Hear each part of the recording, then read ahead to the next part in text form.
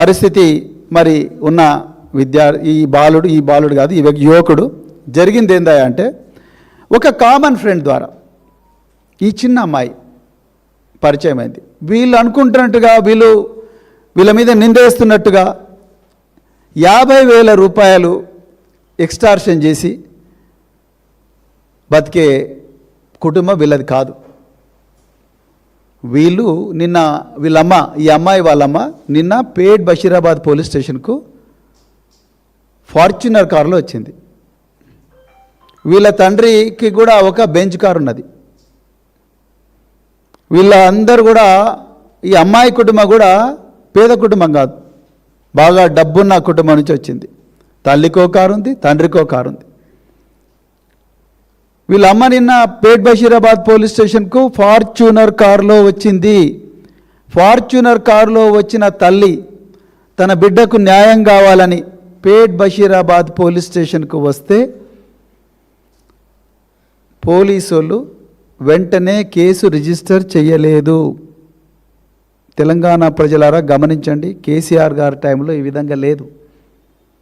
Case వచ్చిందంటే ముందు book చేయాలి, దాని తర్వాత ఏమైనా మాట్లాడాలి. ఆమె వస్తే ముందు ఒక ఎస్ఐ మాట్లాడతాడు. ఆ ఎస్ఐ పేరు నేను చెప్పాను. ఎస్ఐ మాట్లాడతాడు, దీనిలో పెద్ద పెద్దోళ్ళు ఉన్నారు కదా, కేసు కంప్లైంట్ చేంజ్ చేయండి. సిఐ మాట్లాడతాడు, కేసు బుక్ కాదు. నిన్న సాయంత్రం దాదాపు 8 గంటలు తల్లి బిడ్డకు న్యాయం కోసం పోలీస్ స్టేషన్ దగ్గర తిరుగుతుంది.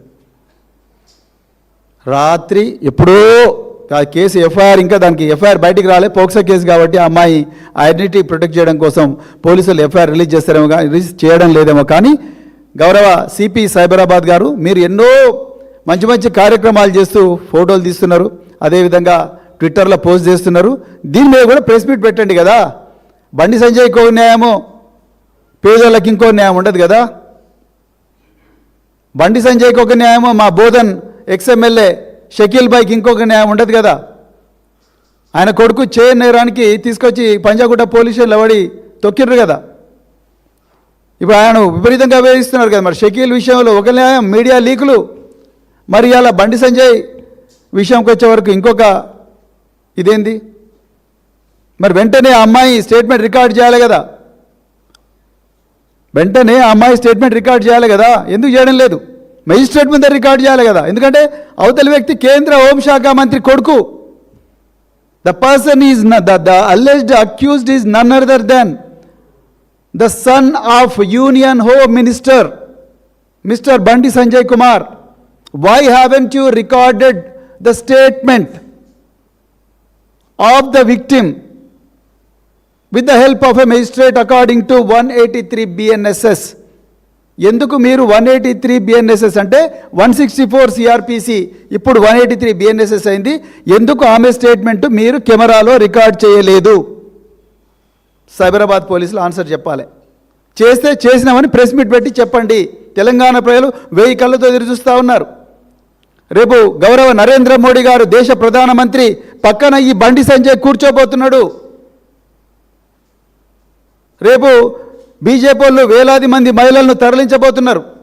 వాళ్ళందరికీ ప్రధానమంత్రి సమాధానం చెప్పాలి. నా పక్కన కూర్చున్న కేంద్ర హోంశాఖ సహాయ మంత్రి కొడుకు సచ్చిలుడా, లేకపోతే చెడ్డోడా, లేకపోతే ఇంకేందో నేరస్తుడా, ఆ విషయాలన్నీ నరేంద్ర మోడీ గారు, అమిత్ షా గారు రేపు తెలంగాణ ప్రజలకు సమాధానం చెప్పాలి.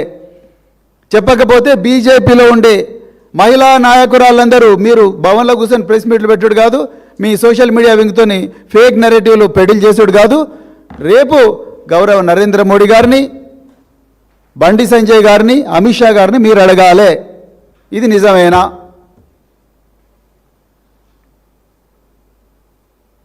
సో అతి కష్టం మీద 8 గంటలు వెయిట్ చేస్తే ఆమెకి ఎఫ్ఐఆర్ చేసిండ్రు. ఆ ఎఫ్ఐఆర్ ఇంతవరకు బయటికి రిలీజ్ చేయలే. ఎందుకు రిలీజ్ చేయడం లేదో అది మీకే వదిలేస్తున్నాం. అమ్మాయి పేరుంది కరెక్టే, రిలీజ్ చేయడం లేదు అనుకుందాం ఫర్ వైల్. కానీ మీరు ప్రెస్ మీట్ అన్న పెట్టాలిగా, మీ ఇన్స్పెక్టర్ అన్న పెట్టాలి, ఏసీపీ అన్న పెట్టాలి, లేకపోతే మీ సిపి అన్న పెట్టాలి, లేకపోతే మీ పిఆర్ఓ అన్న పెట్టాలి. ఎవరు పెట్టలేదు. ఓకే, సో ఇక విషయానికి వస్తే, సో ఈ అమ్మాయి ఒక కామన్ ఫ్రెండ్ ద్వారా ఈ బండి సాయి భగీరథ్ కలిసింది. ఎంత ఘోరమయ్యా అంటే కేంద్ర హోంశాఖ సహాయ మంత్రి కొడుకు ఈ అమ్మాయితోని చాటింగులు, ఈ అమ్మాయితోని విపరీతంగా మానసికంగా వేధించడం, ఈ అమ్మాయి మీద 3 సార్లు అత్యాచార యత్నం చేసినట్టుగా మాకు వస్తున్న సమాచారం. ఒకసారి మొయినాబాద్ ఫామ్ హౌస్లో, ఇంకొకసారి హైదరాబాద్కు ఉత్తర దిశలో ఉండే ఒక కాలనీలో వాళ్ళ ఇంటి దగ్గర బేస్మెంట్ ఏరియాలో అత్యాచార యత్నం చేసినట్టుగా, అదేవిధంగా నానక్రామగూడలో కూడా అత్యాచార యత్నం చేసినట్టుగా మాకు సమాచారం వస్తున్నది. విశ్వసనీయమైన సమాచారం ఉన్నది. మాకుండే సమాచారం మేరకు ఈ అమ్మాయి తల్లి ఈ ఆధారాలన్నిటితోని నిన్న పేట్ బషీరాబాద్కు అమ్మాయి తల్లి ఇద్దరు పోయినరు.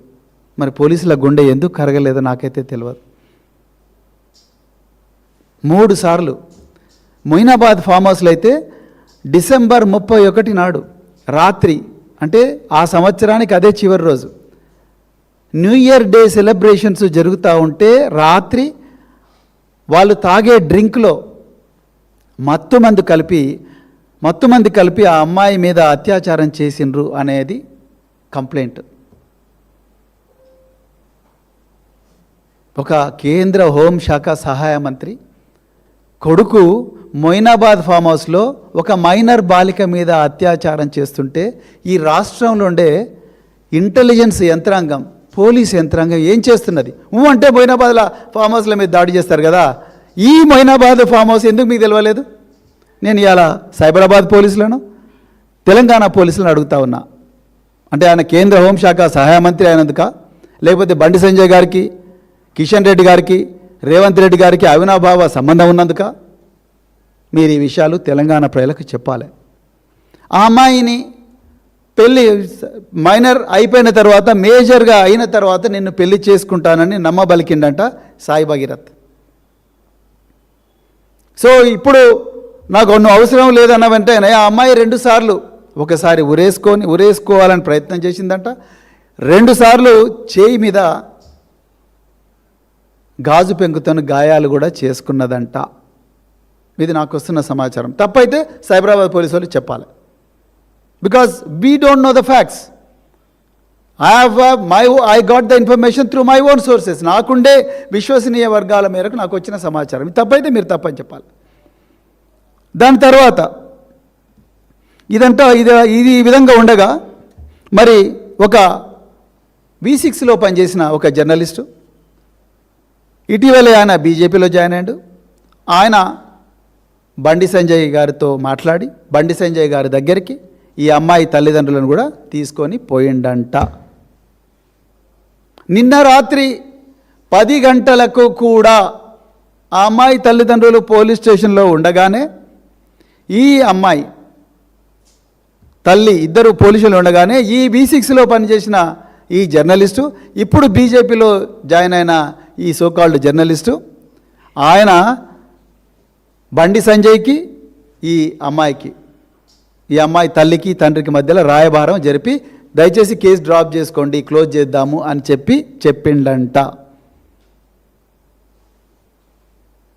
అదేవిధంగా మరి బండి సంజయ్ గారి ప్రోద్బలం మేరకే నిర్మల్లో ఏప్రిల్ నెలలో ఒక కేసు బుక్ అయింది ఈ అమ్మాయి మీద, ఈ అమ్మాయి తల్లిదండ్రుల మీద. నేను మళ్ళీ చెప్తున్నా, వీళ్ళు ఎక్స్టార్షనిస్టులు వెళ్తే వీళ్ళు బెంచ్ కార్లల్లో లేకపోతే ఫార్చ్యూనర్లో తిరగరు. అది 50,000కి ఆశపడరు. 50,000 ఇచ్చినట్టుగా ఆధారాలు కూడా చూపించాలి. ఆయన జీపేనో, ఫోన్పేనో, గూగుల్ పేనో, లేకపోతే పేటీఎమ్మో, ఏదో ఒకటి బ్యాంక్ నుంచి బ్యాంకు ట్రాన్సాక్షన్ అయ్యో, క్యాష్ అయితే ఎక్కడి నుంచి క్యాష్ డ్రా చేసిండు అవన్నీ చూపించాలి. ఎవరు? బండి సాయి భగీరథ్. అవన్నీ ఇయ్యలే, బట్టగాల్సి మీద పడేసిండు అమ్మాయి మీద. ఆ విధంగా మరి ఈ అమ్మాయి మీద చేసింది. ఇక వీళ్ళు సైబరాబాద్ పోలీసులు నాకు వస్తున్న సమాచారం మేరకు ఒక క్రైమ్ రిజిస్టర్ చేసిండ్రు. ఏం సెక్షన్ల కింద రిజిస్టర్ చేసిండ్రంటే 684/2026 అనే క్రైమ్ నెంబర్తోని పేట్ బషీరాబాద్లో ఒక కేసు రిజిస్టర్ చేసినట్టుగా మాకు సమాచారం వస్తున్నది. సో నేను చెప్పింది తప్పైతే సైబరాబాద్ కమిషనర్ గారు నన్ను కరెక్ట్ చేయొచ్చు. సో అందులో ఏమేమి సెక్షన్లు పెట్టిండంటాయా? BNS section 74, BNS section 75, sexual harassment of child section 11 and section 12 of POCSO act. గమ్మత్తైన విషయం ఏంటంటే ఈ మూడిట్లో కూడా నేరం ఏదైతే ఉందో ఆ నేరానికి శిక్ష కేవలం 2 సంవత్సరాలు, 3 సంవత్సరాలు, 3 సంవత్సరాలు. అంటే ప్రజలకు తెలవాల్సింది ఏందయ్యా అంటే ఇది స్టేషన్ బెయిల్ పొందే విధంగా ఈ కేసులు బుక్ అయినాయి. బిఎన్ఎస్ఎస్ భారతీయ నాగరిక సురక్షా సమితి ఏదైతే బిఎన్ఎస్ఎస్ అని ఉందో ఒకప్పుడు సిఆర్పిసి, ఈ బిఎన్ఎస్ఎస్లో 35 క్లాస్ 3 అని ఒక సెక్షన్ ఉంటుంది. దాంట్లో స్టేషన్ బెయిల్ ఇవ్వచ్చు.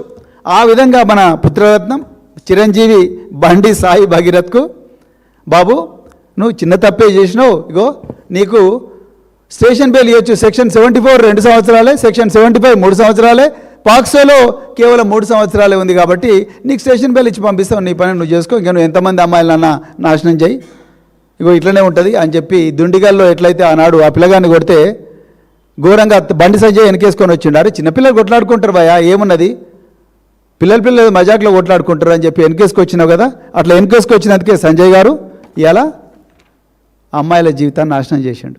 ఎంతమందిని చేసిండో ఇది ఓన్లీ తెలుస్తున్నది. ఒక కేంద్ర హోంశాఖ సహాయ మంత్రి మీద ఒక అమ్మాయి, చిన్న అమ్మాయి, మైనర్ బాలిక తల్లిని తీసుకొని వచ్చి పోలీస్ స్టేషన్లో 8 గంటలు కూర్చున్నదంటేనే మీ బేటీ బచావో అనే క్యాంపెయిన్ ఏదైతే ఉన్నదో ఆ క్యాంపెయిన్ ఎంత శుష్కమైనదో, ఎంత మోసపూరితమైనదో ఇప్పుడు క్లియర్గా అర్థమవుతున్నది. రేపు నరేంద్ర మోడీ గారు దీని మీద సమాధానం చెప్పాలి. లేకపోతే బండి సంజయ్ తన ప్రారంభ ఉపన్యాసంలో ఈ విషయాలన్నీ తెలంగాణ ప్రజలకు చెప్పాలి. రేపు ఆయన వేదిక మీద కూర్చుంటే నరేంద్ర మోడీ గారు ఈయన చాలా మంచోడు, వాళ్ళ కొడుకును కూడా కూర్చోబెట్టుకుంటే గో మా పార్టీలో ఇసువంటోళ్ళే ఉంటారు అందరూ అని అనుకుంటే ఇవన్నీ కూడా దయచేసి మీరు రేపు ఎక్కడ మీటింగ్ పెడతారో అక్కడ చెప్పాలి. చెయ్యని నేరానికి మా సోషల్ మీడియా కోఆర్డినేటర్ మన్నె క్రిషాంక్ను 20 రోజులు జైల్లో పెట్టిండ్రు, 35 కేసులు పెట్టిండ్రు. నిర్మల్ పోలీసులను అడుగుతున్నా, మీరు నిజంగా దిలీప్ కొనతం అదేవిధంగా మన్నె క్రిషాంక్ మీద కేసులు పెట్టిండ్రు కదా, ఈ కేసులో మీకు ఒక కంప్లైంట్ వచ్చింది కదా, ఎందుకు దాన్ని ఇన్వెస్టిగేట్ చేయలేదు, ఎవరెవరు దీన్ని అనుకున్నారని ఇన్వెస్టిగేట్ చేసిండ్రా? ఇప్పుడు ఈ అమ్మాయి నిజంగా ఎక్స్ట్రాక్షనిస్ట్ అయితే చేసిండ్రా? అసలు ఇది ఫేక్ కేసా లేకపోతే రియల్ కేసా చూసిండ్రా? బండి సంజయ్ చెప్పంగానే కేసులు పెట్టుడేనా? రేవంత్ రెడ్డి చెప్పంగానే కేసులు పెట్టుడేనా? రేవంత్ రెడ్డి ఫోన్ చేస్తాడు, ఎందుకంటే ఆయన హోంశాఖ మంత్రి, ఫోన్ చేస్తాడు, అయిపోయింది. 74, 75, సెక్షన్ 11 3 సంవత్సరాలు, బారాకూన్ మాఫ్, 1 గంటలో ఆ పిల్లగాడు బయటకు వస్తాడు, మళ్ళా జనాల్ని నాశనం చేస్తాడు, అమ్మాయిల్ని నాశనం చేస్తాడు. దీనికి రాయబారాలు. ఈయన ఎంత తురుంకానయ్య అంటే ఈ అబ్బాయి ఆ అమ్మాయి వాళ్ళ అమ్మతో కూడా చాటింగ్ చేస్తాడు, చేసి ఆంటీ ఏదో కంప్లీట్ చేసేసుకోండి ఇక ఇట్లాంటివి నడుస్తూనే ఉంటాయి అన్నమాట అన్నాడని మరి ఇలా మాకు సమాచారం వస్తూ ఉన్నది. ఇంత దారుణమైన పరిస్థితి ఉంటే మరి ఏ విధంగా తెలంగాణ పోలీస్ యంత్రాంగం మిన్నకుంటా ఉన్నది ఇవాళ మాకు అర్థం కావడం లేదు. నిజానికి రేవంత్ రెడ్డి గారు మీరు తుఫైల్ కేసుల మీద సిట్లేసిండ్రు, ఎందుకు పనికిరాని కేసులు, అసలు నేరం కాని వాటిని నేరం అని చెప్పి రాత్రి 2 గంటలకు అసెంబ్లీ సాక్షిగా 1 కోటి మంది రైతులకు నీళ్ళిచ్చిన కాళేశ్వరం ప్రాజెక్టు, 70 లక్షల మంది రైతులకు నీళ్ళిచ్చిన కాళేశ్వరం ప్రాజెక్టు మీద సిబిఐ అన్నారు, ఎలక్ట్రిసిటీ దాని మీద సిబిఐ అన్నారు. కానీ దీని మీద సిబిఐని ఎందుకంటలేరు మీరు? బండి సంజయ్ కొడుకైతే ఒక న్యాయం, ఇంకొకరైతే ఇంకొక న్యాయమా?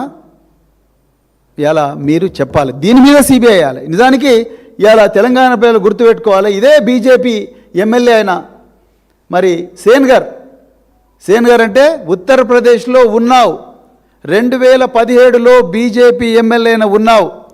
ఒక అమ్మాయి 17 సంవత్సరాలున్న అమ్మాయి ఉద్యోగం కోసం ఆయన క్యాంప్ ఆఫీస్కి పోతే అరే ఈ అమ్మాయి చాలా అందంగా ఉన్నదని చెప్పి ఆ అమ్మాయిని ఆయన అనుచరులందరూ కిడ్నాప్ చేసి ఒక ఫామ్ హౌస్కి తీసుకుపోయి ఘోరంగా అత్యాచారం చేస్తారు ఆ అమ్మాయిని 2017లో.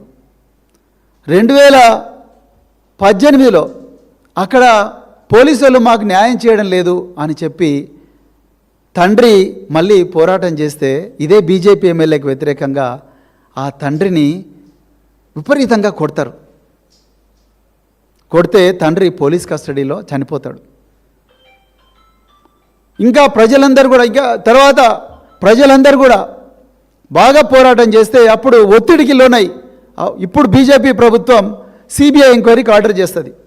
సిబిఐ నిజంగా ఈ అమ్మాయి మీద అత్యాచారం జరిగింది, ఈమె తండ్రిని కూడా కావాలనే చంపినరు, ఎందుకంటే అతను కీలకమైన సాక్షి కనుక అని చెప్పి మరి చేస్తే అతనికి దాదాపుగా 20 సంవత్సరాల శిక్ష పడుతుంది. ఎంత ఘోరం అంటే న్యాయ వ్యవస్థ, న్యాయమూర్తులారా ఒకసారి ఆలోచించండి. మీరు ఎవరి పక్షపాతులు? పేద వర్గాల పక్షపాతులా, ధనవంతుల పక్షపాతులా? న్యాయ వ్యవస్థ అతన్ని హైకోర్టు ఇతని శిక్షను సస్పెండ్ చేస్తారు. ఈ దేశంలో న్యాయం ఇంకా బతికే ఉంది కాబట్టి సుప్రీంకోర్టులో ఆ హైకోర్టు ఆర్డర్ను కొట్టేస్తారు.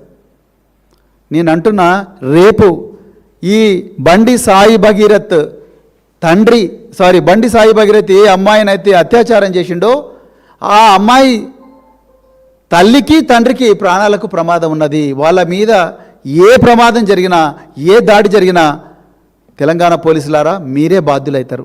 ఎందుకంటే బండి సంజయ్ దేనికైనా తెగిస్తాడు. మొన్ననే మీరు చూసిండ్రు కరీంనగర్ బీఆర్ఎస్ క్యాంప్ ఆఫీస్ మీద గంజాయి మత్తులో 30 మందిని పంపిస్తే పాడి కౌశిక్ రెడ్డి చేసిన తప్పేంటి? కేటీఆర్ గారు లా అండ్ ఆర్డర్ మీద మాట్లాడితే బండి సంజయ్కి ఏం నొప్పి? పాడి కౌశిక్ రెడ్డి ఎప్పుడైతే ప్రెస్ కాన్ఫరెన్స్ కంప్లీట్ చేస్తాడో అప్పుడే 30 గంజాయి మత్తులో ఉన్న మూకలను బండి సంజయ్ ఇంటి నుంచి వచ్చి ఆయన కారును పూర్తిగా ధ్వంసం చేసి ఆయన చంపడానికి ప్రయత్నం చేసిండ్రు. రేపు ఇదే బండి సంజయ్ తన కొడుకును కాపాడుకోవడం కోసం अपना खुद की बेटे को बचाने के लिए ये लड़की और उसके माँ और उसके पिताजी को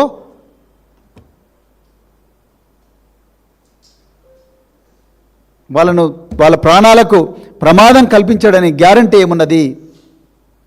దీని మీద పూర్తి స్థాయి బాధ్యత తెలంగాణ పోలీసులే వహించాలి. దీని మీద సిబిఐ ఎంక్వైరీ తప్పకుండా జరగాలి. రేపు గౌరవ నరేంద్ర మోడీ గారు ఈ దేశ ప్రధానమంత్రి రేపు తెలంగాణకు వచ్చినప్పుడు బేటీ బచావో, నేను మహిళా బిల్లు పెట్టిన మహిళలకు న్యాయం చేస్తా అని అన్న నరేంద్ర మోడీ గారు, దేశాన్ని ఉద్దేశించి ప్రసంగించిన నరేంద్ర మోడీ గారు, कल आप हमारे तेलंगाना जनता को इसके बारे में एक एक्सप्लेनेशन देना चाहिए मोदी जी, आपको हाथ जोड़ के मैं बोल रहा हूँ. हमारा निवेदन है, तेलंगाना जनता का निवेदन है कि ये बंडी संजय साहब का जो औलाद है, ये औलाद का क्या है, हकीकत क्या है, इसका हैसियत क्या है, इसका बारे में आप कृपया तेलंगाना जनता को जानकारी दीजिएगा. ये हमारा निवेदन है. అదేవిధంగా తెలంగాణ పోలీసులకు నేను మళ్ళీ రిపీట్ చేస్తున్నా, మాకు కొన్ని అనుమానాలు ఉన్నాయి.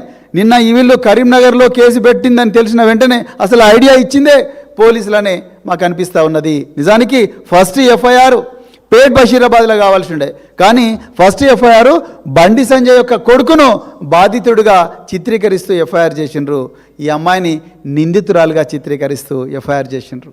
ఈ పురుషాధిక్య సమాజంలో ఈ అమ్మాయిలకు ఎక్కడకు ఏ అమ్మాయి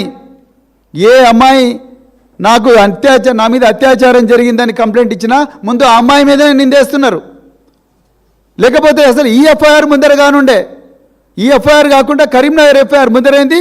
నిన్న రాత్రి వాళ్ళు 8 గంటలు అక్కడ కూర్చొని పడిగాపులు కాస్తే అప్పుడు మీరు పెద్ద ఆఫీసర్లందరూ కూడా కాన్ఫరెన్స్ పెట్టుకొని ఎఫ్ఐఆర్ చేసిండ్రు. అది కూడా చిన్న సెక్షన్లలో చేసిండ్రు. ఏంది, ఆ పిల్లగాడు మళ్ళీ జైలుకి పోవద్దు, మళ్ళీ 10 మంది అమ్మాయిలను నాశనం చేయాలి. నిజానికి ఇవాళ మా డిమాండ్ అంతా ఒక్కటే, అర్జెంటుగా బండి సంజయ్ని అక్కడి నుంచి బర్తరఫ్ చేయాలి కేంద్ర మంత్రివర్గం నుంచి.